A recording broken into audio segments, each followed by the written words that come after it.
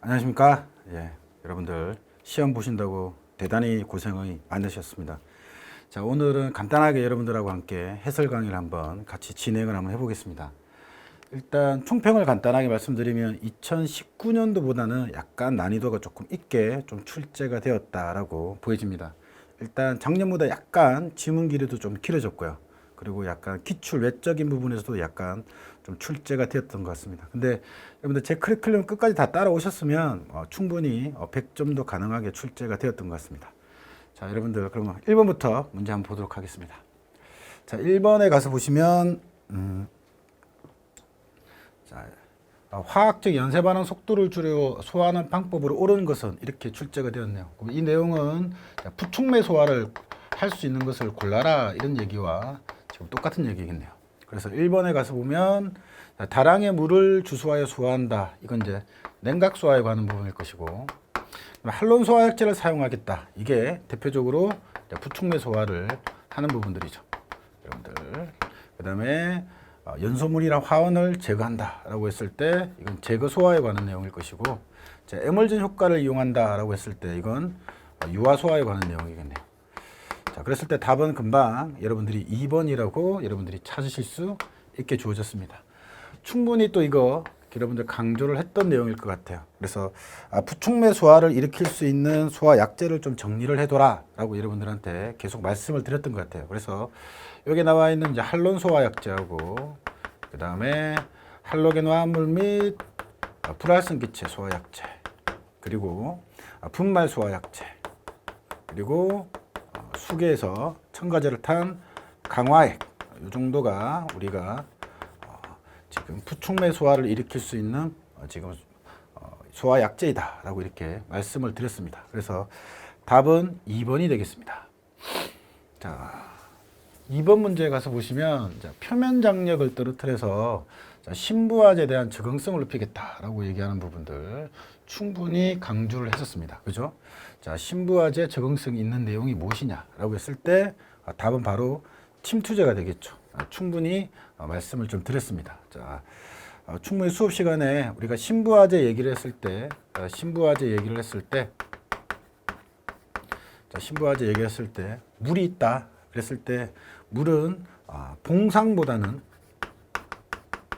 적상이, 적상보다는 무상이, 그리고 무상보다는 포상이, 즉 거품이 더 침투 효과가 크다라고 이렇게 얘기를 했었어요. 그래서 봉상에서 무상 쪽으로 올 때는 입자가 작기 때문에 침투 효과가 큰 것이고, 분명히 무상보다는 포상이 입자가 더 큰데 왜 더 침투 효과가 더 크냐라고 얘기를 했을 때 제가 표면 장력이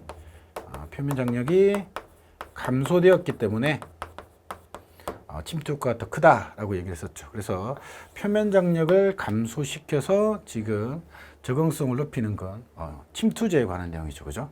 자, 그 부분 여러분들이 정리를 한번 했으면 충분히 맞출 수 있는 내용이었습니다. 자, 3번 문제로 가겠습니다. 3번 문제는 위험도가 가장 큰 물질은 무엇입니까? 라고 이렇게 물어본 문제죠.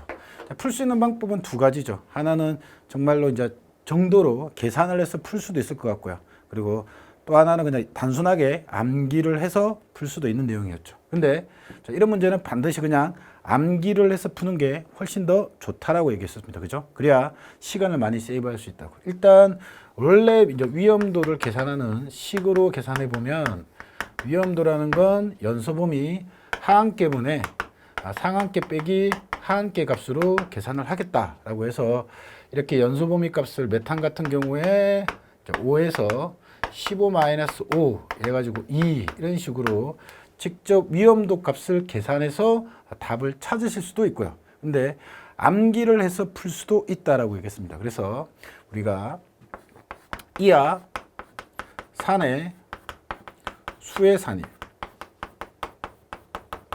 벤가 이렇게 얘기했고, 그 다음에 부, 프, 에, 매, 암 이렇게 암기를 조금 한번 해 두십사라고 말씀을 드렸죠. 그래서 부탄, 프로판, 에탄, 메탄 이렇게 지금 위험도 크기 대소 관계가 이렇게 이루어져 있던 내용이었죠. 그죠? 그래서 충분히 우리가 암기를 했다면 그냥 계산하지 않고도 충분히 문제를 풀 수 있게 이렇게 줬던 문제죠. 그래서 부탄, 프로판, 에탄, 메탄 순으로 지금 위험도가 부탄이 가장 크구나라고 여러분들이 판단하실 수도 있었던 것 같아요. 그래서 이렇게 푸는 게 훨씬 더 여러분들 시간 전략에 도움이 되었을 거라고 생각이 듭니다. 그리고 자, 위험도는 부탄이 가장 크지만 연소 범위 쪽으로 가보면 메탄, 그 다음에 에탄, 프로판, 부탄순이다라고 말씀을 또 드리기도 했었죠. 그래서 가장 위험도가 큰 게 뭐냐 이렇게 물어보면 부탄이 가장 크다라고 이렇게 얘기를 해서 답은 4번이 되겠네요. 그죠? 자, 그거 충분히 우리가 연습을 했던 부분들입니다. 그죠? 자, 4번 문제 가겠습니다. 소방의 역사에 대한 문제가 들어와 있네요. 그죠?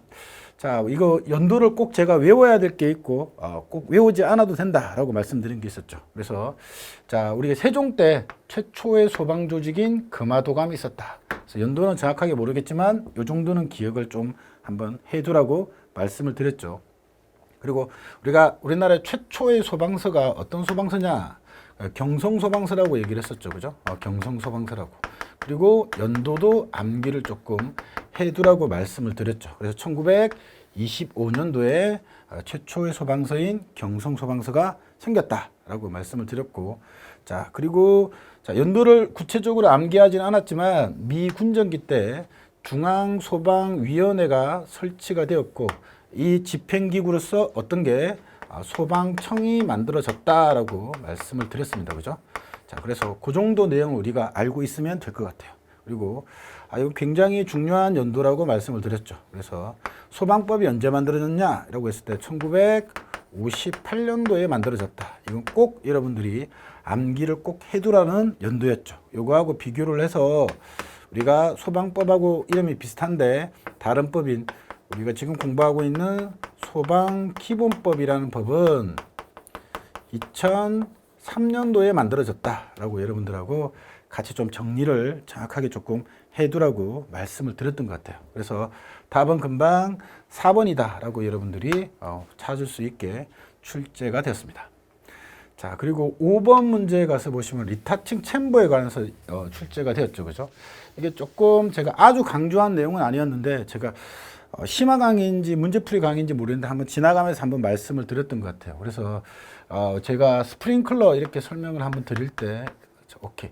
습식 스프링클러에서는 리타팅 챔버를 조금 확인을 해 두시고 건식 스프링클러에서는 엑셀레이터나 익저스트를 좀 여러분들이 좀 확인을 한번 해 두라고 말씀을 드렸고 준비 작동식 스프링클러에서는 슈퍼 비조리 판넬 혹은 슈퍼 비조리 패널이라고 부르는 것 한번 정리를 해 두라고 그랬죠. 그래서 리타칭 챔버는 오작동 방지를 위해서 설치가 되었다라고 여러분들 기억을 조금 한번 해두라고 말씀을 드렸던 것 같아요. 그래서 조금 아주 출제가 많이 되는 내용은 아니었는데 조금 지역적으로 좀 출제가 된 내용이죠. 그래서 오작동 방지를 위해서 설치가 되었다. 그리고 또 오작동 방지를 위해서 설치가 된 게 교차회로 방식. 이 얘기도 한번 드렸던 것 같습니다. 교차회로 방식. 이 두 가지 얘기를 하면서 한번 말씀을 드렸던 것 같은데, 자, 조금 지역적으로 출제가 된 부분이라고 말씀드릴 수가 있겠네요. 그래서 그 정도 여러분들이 기억을 조금 한번 해 두셨으면 되겠습니다. 답은 3번이 되겠습니다. 그죠? 자, 6번 문제에 가서 보시면 소방시설에서 가장 출제 빈도가 높은 부분이라고 그랬죠. 소방시설의 분류표를 여러분들이 다 암기하고 있느냐라고 여러분들이 기억을 하고 있냐라고 물어봤죠. 자, 첫 번째 가서 보시면 소화설비에 옥내 소화전이 들어가느냐? 그렇다. 포소화설비가 들어가느냐? 그렇다. 간이 스프링클러 설비가 들어가느냐? 그렇다. 답은 바로 1번이겠네요.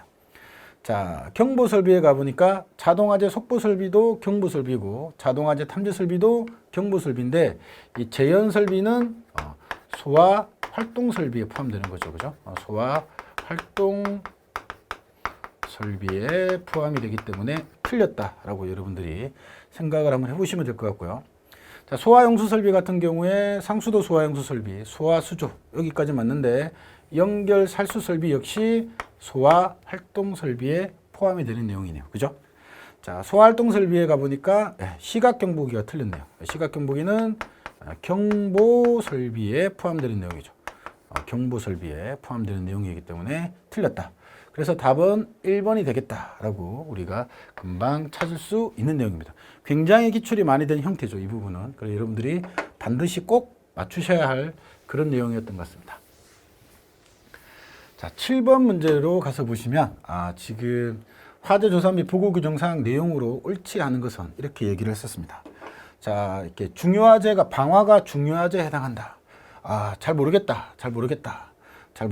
근데 기억을 한번 하라고 말씀을 드렸죠. 그래서 청장님한테 보고해야 되는 화재 중에 제가 대형화재 이렇게 얘기했고, 중요화재 이렇게 있고, 그 다음에 특수화재 이렇게 화재를 여러분들이 구분을 조금 한번 해두라 그랬죠. 그래서 대형화재 같은 경우에는 사망자가 5인 이상 발생한, 혹은 사상자가 10인 이상 이렇게 발생한, 혹은 재산 피해액이 50억 이상 이렇게 발생한 화재, 이런 얘기하면서 강조를 좀 했었죠.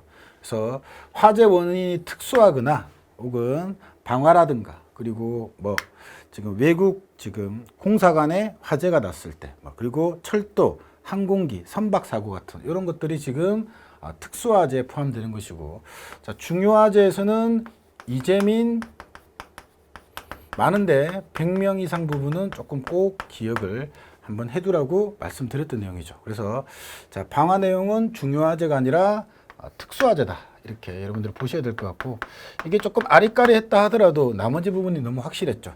화재 조사에는 원인 조사도 있고요. 그리고 피해 조사가 있다라고 계속 말씀을 드렸던 내용이고, 화재 조사는 언제 실시하느냐? 화재 사실을 인지하는 즉시 실시한다. 이 부분도 강조를 계속 드렸던 부분이고, 자, 사망자로 카운팅하는 부분들에 대한 내용도 나와 있죠. 그죠? 자, 72시간 이내에 사망하면 그 화재로 인한 사망자로 본다라고도 얘기를 했었고, 그 다음에 이제 부상자를 저희가 나눴었죠.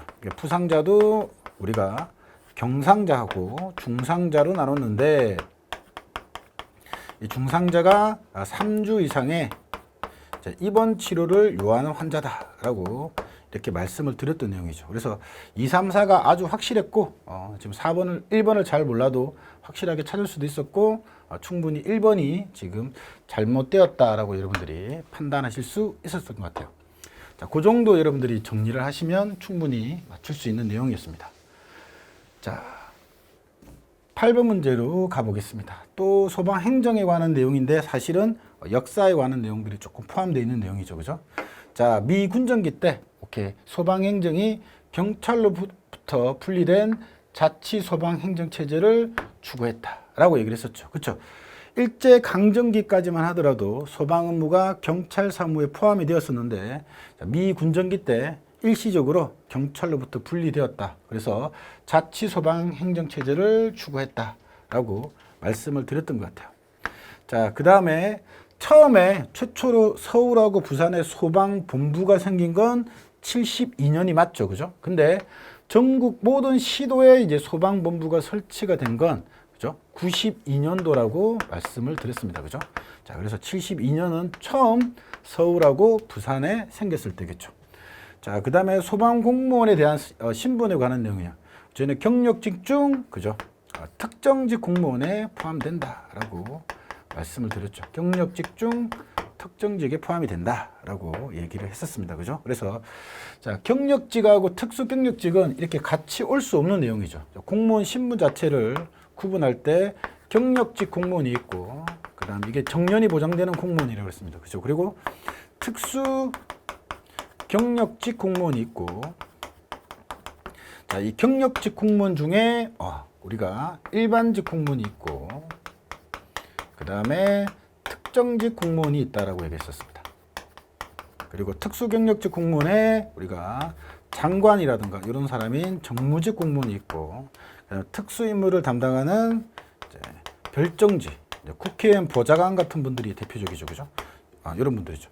이 소방이 어디에 지금 경력직 중 특정직에 포함이 된다라고 여러분들이 기억을 조금 하고 있으라고 말씀을 드렸습니다.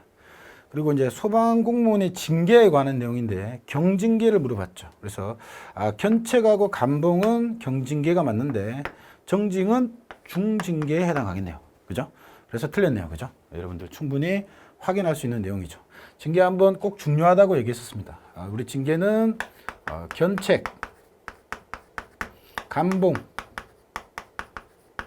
정직, 강등,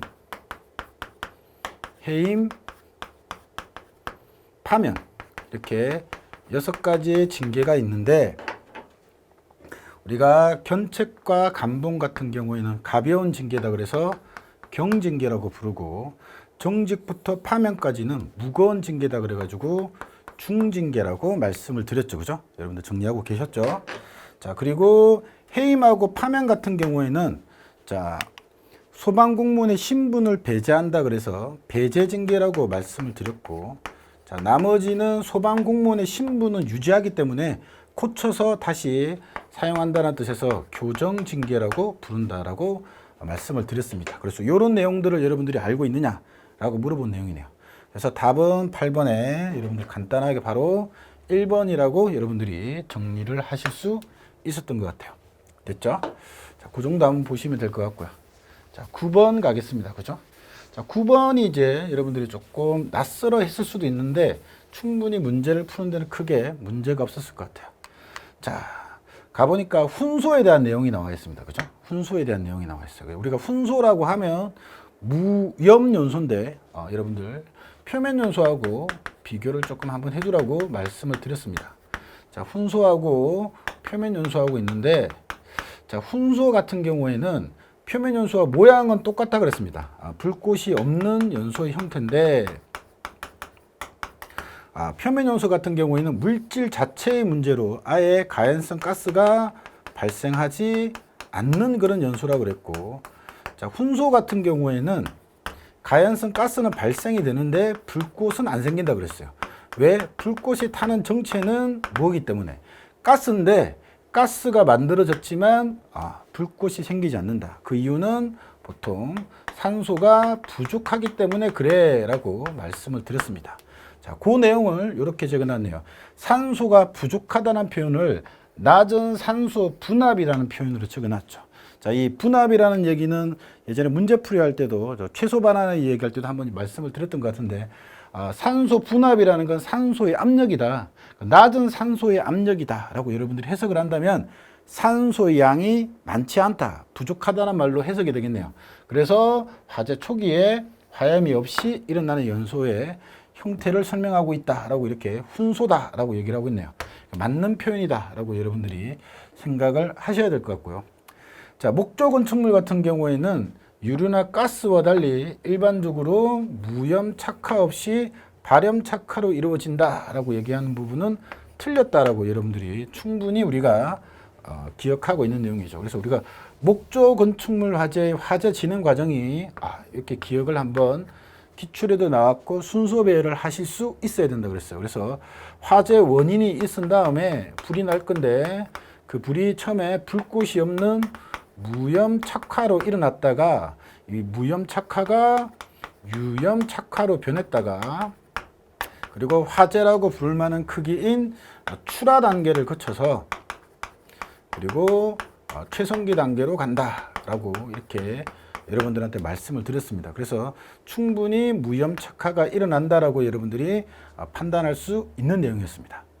자, 그 다음에 A급 화재는 일반 화재다. 그래서 우리가 알고 있는 일반적인 물질들에 의해 일어나는 화재를 말한다. 우리가 충분히 맞는 말이라고 예측할 수 있었던 것 같아요. 그 다음에 전소에 대한 내용 나와 있죠. 여러분들 반드시 기억을 해두라고 했습니다. 그래서 우리가 전소라든가 반소라든가 부분소에 대해서 여러분들이 얼마만큼 정리하고 있느냐라고 물어본 내용이죠. 그래서 전소는 입체 면적이 70% 이상 소실된 화재 혹은 70% 미만이라도 재사용이 불가능한 화재를 우리가 전소라고 얘기를 한다라고 했기 때문에 자, 맞는 표현으로 봐야 되겠죠. 자, 그래서 우리가 맞는 내용은 기억, 디귿, 리얼 내용이 되겠네요. 그래서 답은 4번이 될 것 같다. 그래서 1번 부분을 여러분들이 책을 통해서 그냥 키워드를 외우는 게 아니라 어느 정도 의미를 확인할 수 있었으면 충분히 우리가 맞출 수 있는 그런 문제였죠. 그래서 단순하게 어떤 키워드를 외우는 시험이 아니라 그 말을 여러분들이 충분히 이해하고 있느냐를 물어보는 것 같아요. 그래서 이런 문제는 상당히 조금 괜찮은 문제가 아니었나라고 생각이 듭니다. 자, 그래서 9번의 답은 4번이 되겠습니다. 자, 10번 문제 가서 보시면, 자, 주수소화에 우리가 적응성이 있는 위험물로 옳은 것은 이렇게 얘기를 했죠. 즉, 물로 인한 냉각수화가 가능한 지금 물질을 골라라 라고 얘기를 했었죠. 답은 금방 우리가 오케이. 자, 2번인 걸 확인할 수 있죠. 자, 질산 에스테르는 오류이온물로서, 자, 오류이온물은 전부 다 물로 인한 냉각수화가 가능하다라고 말씀을 드렸죠. 그래서 황화렝 같은 경우에는 우리가 물을 뿌리게 되면 우리가 황화수소 기체가 나온다라고 했기 때문에 황화수소 기체가 발생하기 때문에 물로 사용하지 마라라고 얘기를 했었고, 자, 4번 같은 경우에는 알칼리 금속의 과산화물에 물을 뿌리면 산소 기체가 발생하기 때문에 화재를 더 확대시킨다. 그래서 뿌리지 마라라고 얘기를 했었고, 자, 유기금속 화합물 같은 경우에는 우리가 유기금속 화합물은 종류가 많아요. 그래서 나오는 가스의 종류도 다양할 수 있는데 우리가 해석하기로는 이렇게 해석할 수 있겠죠. 자, 유기금속 화합물은 삼류이온물입니다. 그죠?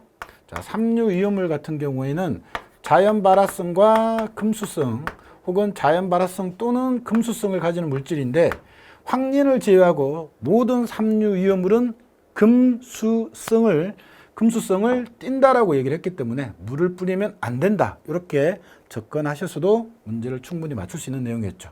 그래서 답은 2번이 되겠다. 이거는 금수성이기 때문에 안 되고 산소 나와 황화수소 나와 이 정도까지 여러분들이 정리를 하셨으면 충분히 맞출 수 있는 내용이었습니다. 그래서 10번의 답은 2번이 되겠습니다.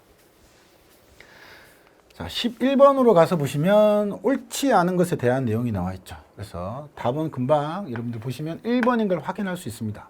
자, 전기 폭발은 물리적 상태에 따른 분류 중에 기상 폭발에 해당하느냐라고 얘기를 했는데 아니라 응상 폭발에 해당한다라고 충분히 여러분들한테 강조를 했었습니다. 그래서 말이 비슷하기 때문에 조심하라고 계속 얘기를 했었죠. 전기온 폭발은 화학적 폭발이다. 근데 전기 폭발, 그 다음에 수전기 폭발은 물리적 폭발이다 라고도 말씀을 드렸고, 그래서 화학적이냐 물리적이냐 보면 얘는 화학적이고 얘는 물리적이다. 그리고 기상이냐 응상이냐, 즉 출발하는 물질이 기체 상태로 출발했느냐, 그 다음에 액체나 고체 상태로 출발했느냐. 그래서 전기온 폭발은 기상 폭발에 분류가 되는데 수전기 폭발이나 전기 폭발은 응상 폭발에 포함이 된다. 글자가 비슷하니까 정확하게 여러분들한테 구분해 두라고 말씀을 드렸습니다. 자, 그래서 답은 금방 1번인 걸 확인할 수 있는 것 같아요. 자, 나머지 내용 여러분들이 충분히 읽어보면 확인할 수 있는데, 여기서 이런 말이 나왔죠. 자, 블레비 얘기가 나왔죠. 블레비 얘기는 물리적 폭발에서 화학적 폭발로 전이될 수 있는 폭발이긴 한데, 물리적이냐 화학적이냐 딱 고르라고 얘기하면 물리적 폭발에 해당한다라고 여러분들한테 말씀을 드렸습니다. 그죠? 그래서 답은 충분히 1번인 걸 확인할 수 있고 되겠습니다. 그래서 11번의 답은 1번이겠습니다. 네, 12번 가겠습니다. 그죠? 자, 우리나라 재난관리 체계에 대한 설명이죠. 굉장히 출제가 많이 됐던 내용들이 출제가 되었죠. 자, 그래서 국무총리 소속으로 중앙안전관리위원회를 둔다. 꼭 기억하고 있어야 될 내용이었죠. 그죠?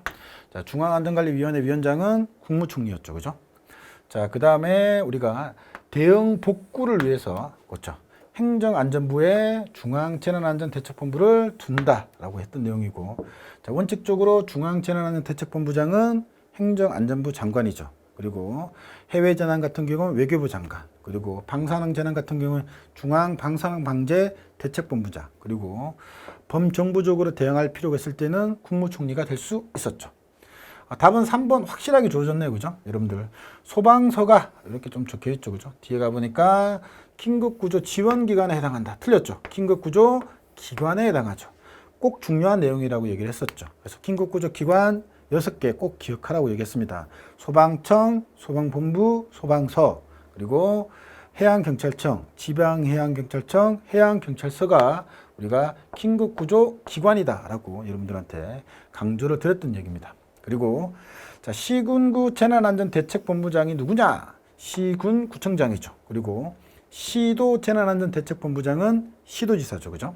그리고 시군구 긴급구조통제단장은 누구냐? 소방서장님이죠. 그죠? 그리고 시도 긴급구조통제단장은 소방서장님이고 왔다 갔다 하네요.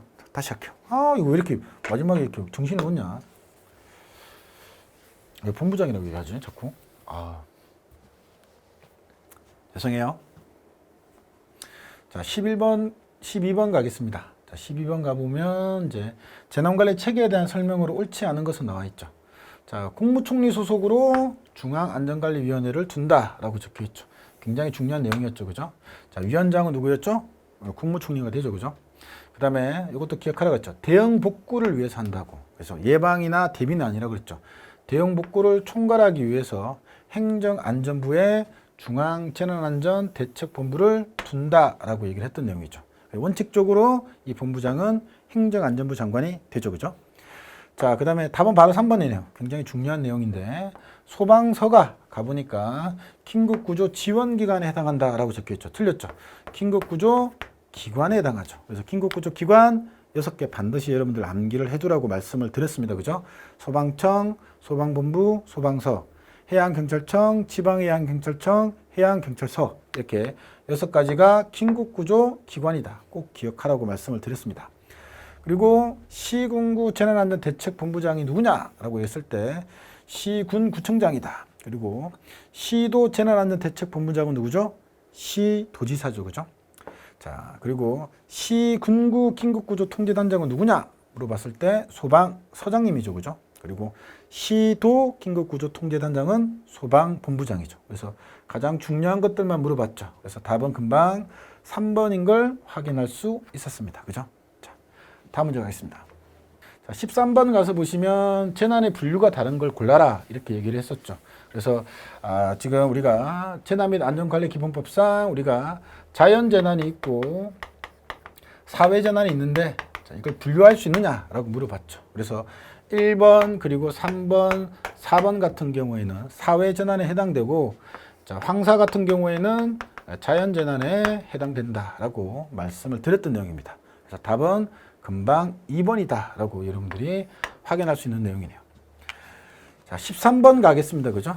재난관리에 관한 내용이네요. 그죠? 충분히 강조를 했던 내용입니다. 특히 답 부분은 충분히 계속해서 강조를 드렸던 부분이죠. 그래서 위기관리 매뉴얼을 작성하는 단계가 지금 대비 단계다라고 반드시 여러분들한테 기억하라고 말씀을 드렸기 때문에 답은 금방 2번인 걸 확인할 수 있는 것 같고요.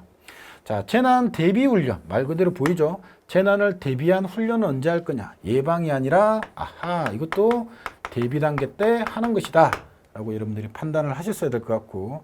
자, 3번에 가보니까 자체 복구 계획이라고 이렇게 적혀 있죠. 충분히 이걸 봤을 때, 복구 단계 때 하는 것이구나. 라고 여러분들이 확인할 수 있는 내용일 것 같고요. 그 다음에 재난관리 자원의 비축이라든가, 긴급통신수단을 마련하는 단계 역시 이건 대비 단계 때다라고 여러분들한테 충분히 수업 때 강조를 했던 내용이죠. 그래서 답은 금방 2번인 걸 확인할 수 있는 것 같아요. 자, 여기 조금 특이해진 건 작년하고 올해하고 좀 다른 건 조금 지문이 길어졌던 것 같아요. 지문이 길어지고 요 안에서 키워드라든가 어떤 기본적인 너희들의 뉘앙스를 알고 있느냐라고 이렇게 물어본 내용이기 때문에 나쁘지 않은 문제였던 것 같아요. 자, 15번으로 가겠습니다. 지금 오늘 채점한 친구들이 가장 열심히 외웠지만 가장 많이 실수로 틀렸던 문제인가 싶어요. 그래서 우리가 충분히 암기를 해두라고 얘기를 했는데 여러분들이 실수로 좀 많이 틀렸더라고요. 왜?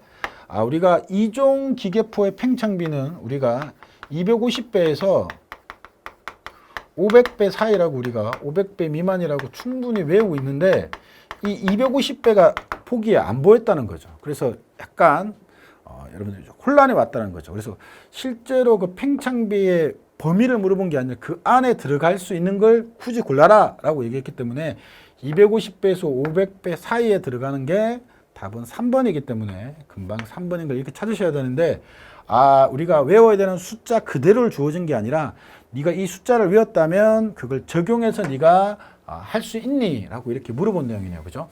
그래서 조금 실수가 애들이 여러분들 수험생들이 조금 많이 일어났던 문제였던 것 같아요. 의외로 좀 가장 간단했던 내용인데 오히려 실수가 조금 일어났던 내용입니다. 그래서 15번의 답은 3번이 될 것 같습니다.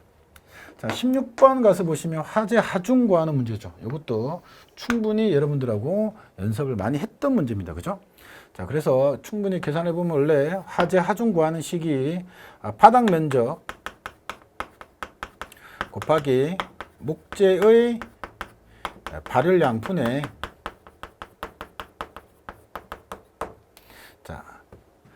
발열량 분의 가연물의 질량 곱하기 가연물의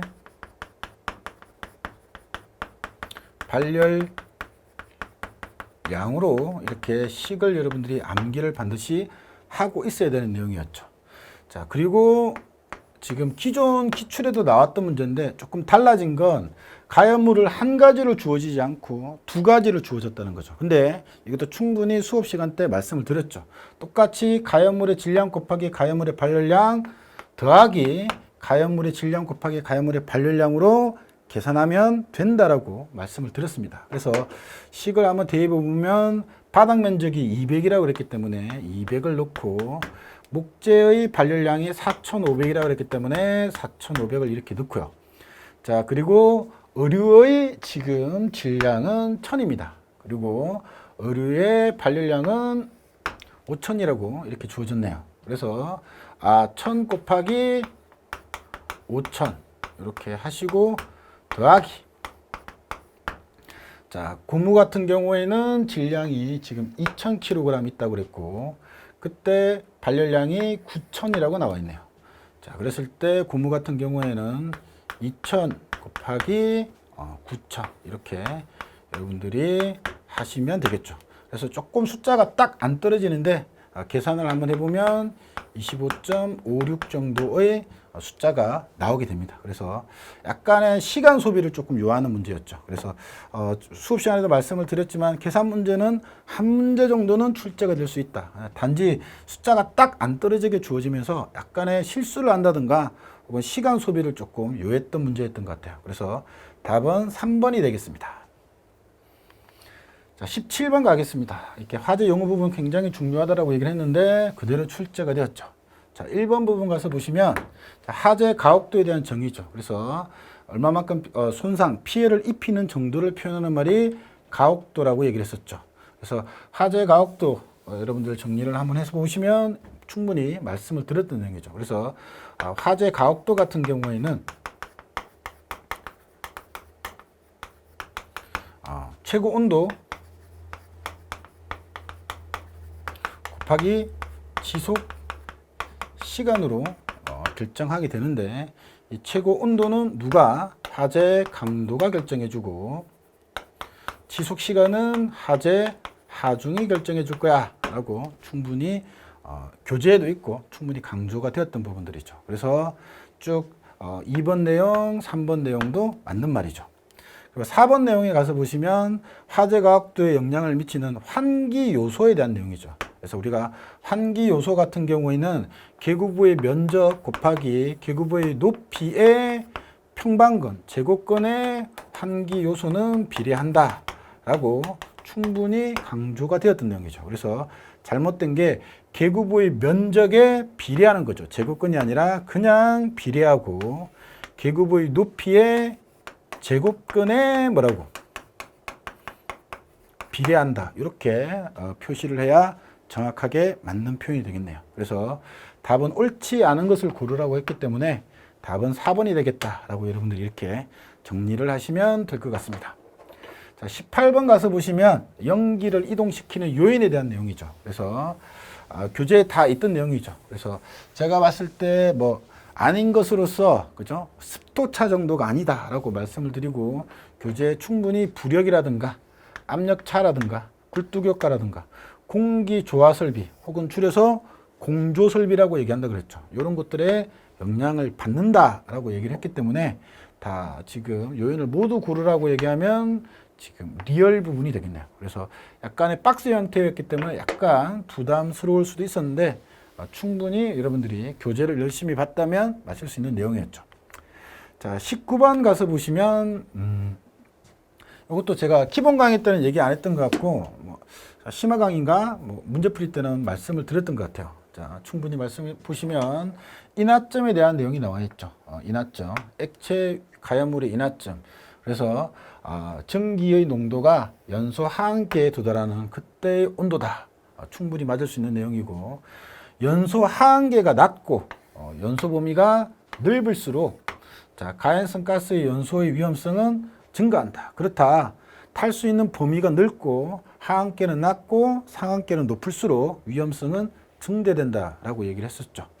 자, 그리고 우리가 연소점에 대한 내용이 나오네요. 그래서 인화점이라는 건 점화온을 가했을 때 불이 붙기 시작하는 최저의 온도고, 그때 가연성 가스의 농도가 연소 범위 하한계에 도달한다고 얘기를 했었고, 연소점이라는 건 점화온을 제거하고도 스스로 불이 붙을 수 있는 최저의 온도다라고 얘기를 했었죠. 그래서 1번, 2번, 3번 같은 경우에는 사실은 기본 강의 때 다 했기 때문에 이게 맞기 때문에 이게 4번이라고 여러분들이 찾으실 수도 있었던 것 같고요. 그리고 이 내용 자체도 충분히 설명을 한번 드렸던 것 같아요. 그래서 파라핀계 탄화수소 화합물 같은 경우에 탄소수가 높을수록 발화점이 낮아진다라고 얘기를 했었고, 탄소수가 높을수록 발화점은 낮아지고 인화점은 높아지고 연소 범위는 좁아진다라고 충분히 강조를 했던 내용이 있던 것 같아요. 그래서 제가 기본 강의는 아니었는데 제가 충분히 강조를 드렸던 것 같아요. 그래서 이 4번 지문을 몰랐다 하더라도 1, 2, 3번 때문에 맞출 수도 있고, 이 4번 자체도 충분히 강조했던 내용이기 때문에 답은 4번이 되겠다라고 여러분들이 찾으실 수 있던 내용입니다. 자, 20번 문제 가겠습니다. 그죠? 자, 사료위험물에 관한 내용이죠. 충분히 우리가 확인할 수 있는 내용이었고, 금방 답은 3번인 걸 우리가 찾으실 수 있었습니다. 강조를 계속 드렸단 말이죠. 그죠? 자, 어떤 걸 강조했냐면, 자, 이 사료위험물은 액체인데, 이 액체 그 자체는, 사료위험물 이 액체는 대부분 물보다는 가볍다라고 얘기를 했었습니다. 물보다는 대부분 물보다 가볍다 이렇게 얘기를 드렸고, 근데 이 액체에서 발생한 증기는, 이 액체에서 증발한 그 증기는 대부분 공기보다는 무겁다라는 이 표현을 구분해서 여러분들이 잘 정리를 조금 해두라고 말씀을 드렸던 것 같아요. 그래서 이 부분을 여러분들이 잘 정리를 하고 있었냐라고 물어보는 내용이에요. 그래서 답은 3번이 될 것 같습니다. 그래서 여러분들하고 함께 이렇게 기출문제 좀 풀어봤는데 약간 여러분들이 실수를 유발할 수 있는 부분도 있었고요. 적당하게 박스형도 나왔고, 조금 단순히 키워드 중심으로 공부를 한 친구들, 혹은 기출문제만 너무 중심으로 공부했던 친구들한테는 약간 어려울 수 있었던 것 같고요. 근데 기본적인 개념을 여러분들이 충분히 충실하게 따라갔던 친구들은 아주 어려운 문제는 아니었던 것 같아요. 그래서 여러분들이 작년도 난이도보다는 조금 더 어려워졌기 때문에 작년하고 똑같은 점수를 획득한다면 조정 점수는 살짝 조금 더 올라가지 않을까라고 여러분들이 생각이 듭니다. 그래서 여러분들이 물론 기출 문제가 충분히 나왔던 문제도 많이 나왔지만 기출만으로 모든 것들이 다 해결되지 않는다라는 부분들은 다시 한번 좀 증명해주는 그런 시험이었던 것 같아요. 여러분들 아무튼 시험 친다고 고생 되게 많으셨고요. 여러분들 좋은 결과 있을 거라고 생각합니다. 수고하셨습니다.